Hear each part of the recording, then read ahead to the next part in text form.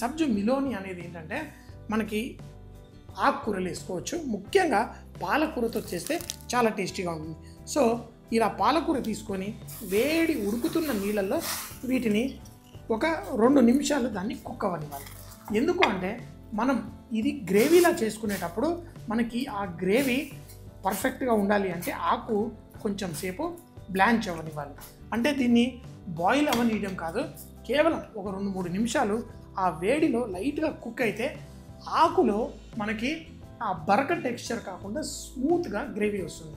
మనం అయితే డైరెక్ట్గా పేస్ట్ చేసుకోవచ్చులేమా అంటే చేసుకోవచ్చు, కానీ దాంతో వచ్చే గ్రేవీ కొంచెం డిఫరెంట్గా ఉంటుంది. గ్రైండ్ అయినప్పుడు కచ్చా పచ్చ కాకుండా స్మూత్ సిల్కీ టెక్స్చర్ మనకి పాలకూర ఎప్పుడు వస్తుందంటే అది ఒక 2 నిమిషాలు వేడి నీళ్ళల్లో వేసి దాన్ని లైట్గా కుక్ అవ్వనివ్వాలి. ఈ ఆకు లైట్గా ఆ నీళ్ళల్లో బ్లాంచ్ అయిన టెక్స్చర్ వచ్చేసింది. ఇప్పుడు వెంటనే నీళ్ళల్లో నుంచి తీసేసి మనం ఒక ప్లేట్లో చల్లారి చేసుకుందాం. మేము హోటల్లో చాలా ఎక్కువ మోతాదులో చేసినప్పుడు మనకి ఇలా చూడండి, ఇలా గాలి తగలదు కదా, ఎక్కువ మోతాదులో చేసినప్పుడు అప్పుడు ఏం చేస్తామంటే వీటిని ఐస్ నీళ్ళల్లో ఈ ఆకుని వేసేస్తాం. దీన్ని కొంచెం చల్లారిన తర్వాత మిక్సీ జార్లో వేసి గ్రైండ్ చేసేసుకుందాం. ఇప్పుడు మనం ఈ కూర చేయడానికి మిగతా ప్రాసెస్ అంతా చాలా సింపుల్.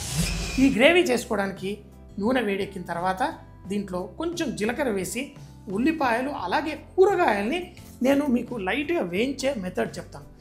మీరు పంజాబీ వంటల్లో అక్కడ చూసినట్టయితే వాళ్ళు కాలీఫ్లవర్ అంటే చాలా ఇష్టంగా తింటారు, ఆలు గోబీ ఇవన్నీ ఇలా కూరలో వేసి నీళ్లు పోసి అందులో వేయరు. ఆ కాలీఫ్లవర్ కానీ బంగాళదుంపను కానీ కొంచెం సేపు లైట్గా నూనెలో వేగనిస్తారు. అలా వేగడం వల్ల కూరగాయలకు కూడా మంచి రుచి వస్తుంది. ఈ నూనె కొంచెం వేడెక్కగానే దీంట్లో మనం జీలకర్ర వేసుకుందాం. జీలకర్ర వేసి సాధారణంగా మనము ఉల్లిపాయలు టమాటాలు అన్నీ వేసి ఒక గ్రేవీలా తయారు చేసి మనం కూరగాయలు వేసుకుంటాం. అలా కాకుండా దీంట్లో ఉల్లిపాయ వెల్లుల్లి వేస్తాను, కానీ నీళ్లు ఏం పోయకుండా దీంట్లో మళ్ళీ నేను ఆ కూరగాయలు కూడా వేసి వేయించుకుంటాను. కొంచెం వెల్లుల్లి అలాగే ఉల్లిపాయలు మనకి ఈ పాలకూర గ్రేవీలో మనకి ఎక్కువ అవసరం లేదు. లైట్గా కొంచెం ఏదో శాస్త్రానికి వేసినట్టు ఆ టేస్ట్ టెక్స్చర్ కూడా మనకి బాగా వస్తుంది. ఇలా ఉల్లిపాయలు వెల్లుల్లి అనేది మనం ఆకుకూరలు చేసేటప్పుడు చాలా చాలా ముఖ్యం. ఎందుకు అంటే మీకు రుచిని బాగా పెంచుతుంది. ఎప్పుడన్నా మీరు చూడండి, నేను పాలకూర వాడానంటే అందులో వెల్లుల్లి వేస్తాను. ఒకవేళ మీకు ఇంకా అద్భుతంగా టేస్టీగా కావాలంటే జాజికాయ పొడి కూడా మీరు వేసుకోవచ్చు. ఇంకోటి కారం నేను ఈరోజు వాడతాను, కానీ కొంచెమే కారం వాడి ఎక్కువ ఈ పచ్చిమిరపకాయలు వాడతాను. ఇప్పుడు నేను పాలకూర గ్రైండ్ చేసుకునేటప్పుడు ఇందులో పచ్చిమిరపకాయలు కూడా వేసి గ్రైండ్ చేసేసి పెట్టుకుంటాను. సో ఇప్పుడు ఉల్లిపాయలు చూడండి లైట్గా కలర్ వస్తున్నప్పుడు ఈరోజు కూరగాయలు ఏం వాడుతున్నానంటే మన బంగాళదుంప, క్యారెట్, బేబీకార్న్, పచ్చి బఠానీ అలాగే పన్నీర్ని నేను తర్వాత ముక్కలు కట్ చేసి లాస్ట్లో వేసుకుంటాను. దానికి కుకింగ్ అవసరం లేదు. ఈ ఉల్లిపాయలు లైట్గా కలర్ వస్తుంటే ఈ బంగాళదుంపని కట్ చేసి నేను నీళ్ళలో పెట్టాను, ఎందుకంటే రంగు మారకుండా. మనకి బంగాళదుంప మనం కట్ చేసి నీళ్ళల్లో పెట్టకపోతే ఆ బంగాళదుంప ఆక్సిడైజేషన్ అవుతుంది, అంటే రంగు మారిపోతుంది. నాకు అలా రంగు బంగాళదుంప ఆక్సిడైజేషన్ అది బాగోదు. అందుకని నీళ్ళల్లో అన్న పెట్టుకోండి, లేకపోతే వాడే ముందే కట్ చేసి వెంటనే వాడేసుకోండి. దీంట్లో కొంచెం ఉప్పు కూడా వేసుకుంటాను. ఉప్పు కూడా ఆకుకూర చేసేటప్పుడు కొంచెం తక్కువగా వాడండి. ఈ ఉల్లిపాయలతో బంగాళదుంప కొంచెం వేగిన తర్వాత దీంట్లో క్యారెట్ ముక్కలు, మన బేబీకార్న్, ఈ బఠానీలు కూడా ఇలాగే కుక్ చేసుకోండి. తర్వాత ఇందులో మనము కొంచెం అంతా పసుపు కూడా వేసుకోండి. ఈ పసుపుతో పాటు వీటిని వేగనివ్వండి. చూడండి మన బఠానీలు టపా ఎగురుతున్నాయి. ఇలా వేయించడం వల్ల అవి మనం గ్రీన్ గ్రేవీలో మనం తయారు చేసుకుంటున్న టేస్ట్ మాత్రం చాలా చాలా బాగుంటుంది.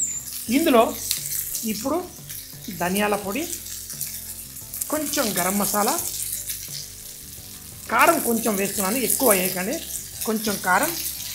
ఈ కూరగాయలన్నీ సగం కంటే ఎక్కువ కుక్ అయిపోయాయి. ఇలా వేగుతూ మనందరికీ ఇలా వేగిన కూరగాయలే చాలా ఇష్టం. ఎందుకు మనకి పెళ్ళిళ్ళల్లో ఎక్కడికి వెళ్ళినా ఇలాంటి వేయించిన కూరగాయలు ఉంటే ఫస్ట్ వాటినే మనం తింటాం. కానీ ఇప్పుడు సగం ఈ నూనెలోనే కుక్ అయ్యాయి. ఇప్పుడు ఇందులో మనం పెరుగు వేసి ఆహా,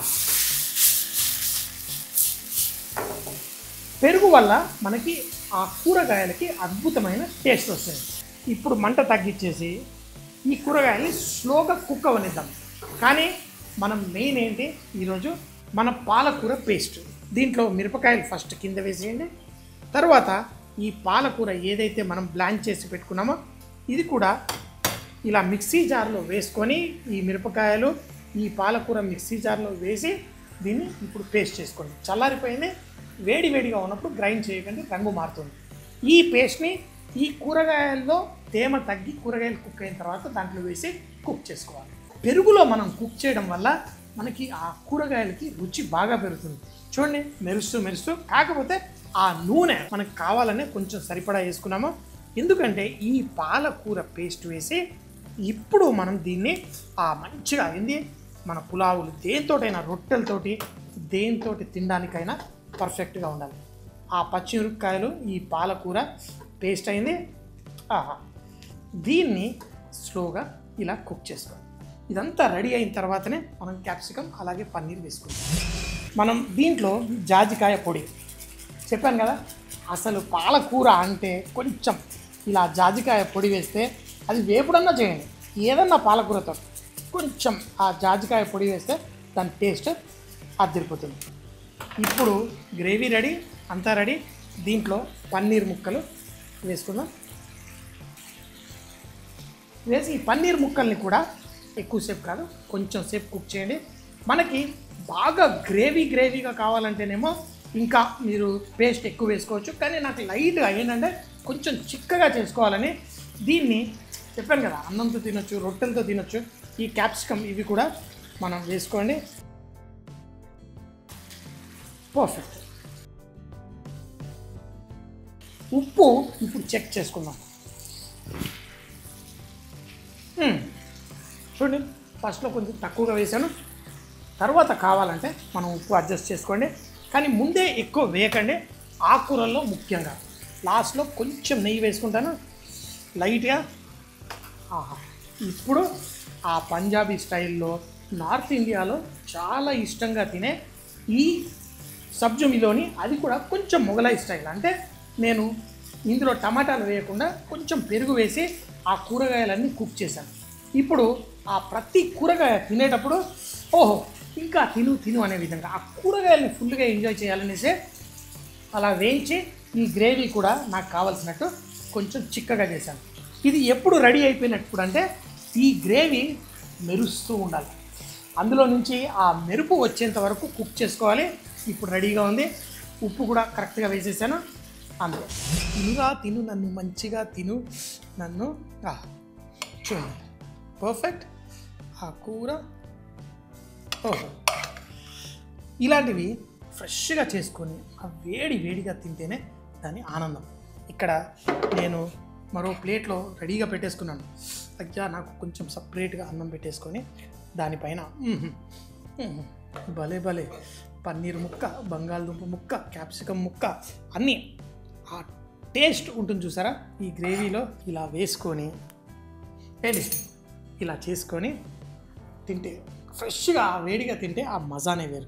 సబ్జ్ మిలోని మొగలాయి స్టైల్లో ఈ డిష్ తయారు చేయడానికి మనం ఫస్ట్ పాలకూర తీసుకొని వేడి నీళ్ళల్లో 2 నిమిషాలు కుక్ చేసి దాన్ని మిక్సీ జార్లో పచ్చిమిరపకాయలతో పాటు చల్లారిన తర్వాత గ్రైండ్ చేసి పక్కన పెట్టుకోండి. ఒక మంచి ప్యాన్ లో నూనె వేసి జీలకర్ర, వెల్లుల్లి అలాగే ఉల్లిపాయ లైట్ గా రంగు వచ్చేంత వరకు వేయించి దాంట్లో బంగాళదుంప కూడా వేసి ఆ బంగాళదుంపను కూడా కుక్ చేసుకోండి. తర్వాత మీకు నచ్చిన కూరగాయలు, నేను క్యారెట్, బేబీకార్న్, పచ్చి బఠానీ, ఏ కూరగాయలు అంటే ఆ కూరగాయలు అందులో వేసి కొంచెం సేపు వేయించుకోండి. ఆ వేయించడం వల్ల మంచి టేస్ట్ వస్తుంది. తర్వాత అందులో ధనియాల పొడి, గరం మసాలా, కొంచెం కారపొడి అలాగే పెరుగు వేసి మరి కొంచెం సేపు కూరగాయలన్నీ కుక్ అయ్యేంత వరకు కుక్ చేసి దీంట్లో ముందుగా తయారు చేసుకున్న పాలకూర పేస్ట్ వేసి కుక్ చేసుకోండి. మసాలా కుక్ అవుతున్నప్పుడు లాస్ట్ లో కొంచెం జాజికాయ పొడి వేసి మరి కొంచెం సేపు కుక్ చేసి ఇందులో పన్నీర్ అలాగే క్యాప్సికమ్ ముక్కలు కూడా వేసి లాస్ట్ లో ఉప్పు అడ్జస్ట్ చేసి ఈ గ్రేవీ అంతా చక్కగా మెరుస్తూ పర్ఫెక్ట్ గా తయారైన తర్వాత